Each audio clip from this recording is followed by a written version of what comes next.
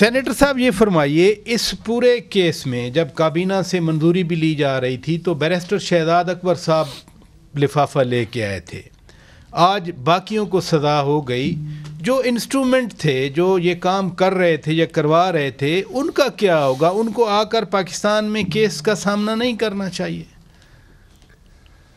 شکریہ پراچا صاحب. بالکل پاکستان میں آ کر کیس کا کیا سامنا انہوں نے کرنا ہے؟ کیوں آپ مسکرا رہے ہیں؟ کیونکہ ہم یہ منع کر رہے تھے، وہ کروا رہے تھے، آپ کے سامنے بیٹھے ہیں جو منع کر رہے تھے. پاکستان کی سیاست کے حقائق سے ہم واقف ہیں.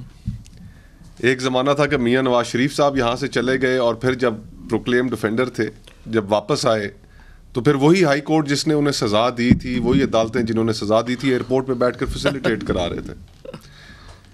تو پاکستان کی جو تاریخ ہے اور اس سے ہم سب واقف ہیں کہ یہاں پر صرف ایک چیز چلتی ہے کہ اگر آپ کی مخالفت ہو گئی تو پھر اس کے بعد اگر آپ نے کوئی جرم نہیں بھی کیا تو آپ کو مجرم بنا کے قوم کے سامنے پیش کر دیا جائے. جب آپ کے معاملات ٹھیک ہو گئے، آپ کی صلح ہو گئی، تو آپ کے ذمے جو کچھ تھا وہ معاف ہو جائے گا. ڈاکٹر عاصم کے 460 ارب روپے بھی آپ کو یاد ہوں گے. فیک منی کیسز، ان کے اندر بھی بڑی لمبی چوڑی رقوم کا ذکر کیا جاتا تھا. میاں نواز شریف صاحب کے ایون فیلڈ اپارٹمنٹ اور نہ جانے کیا کیا، ہائی جیکنگ، آج کہاں ہیں وہ چیزیں؟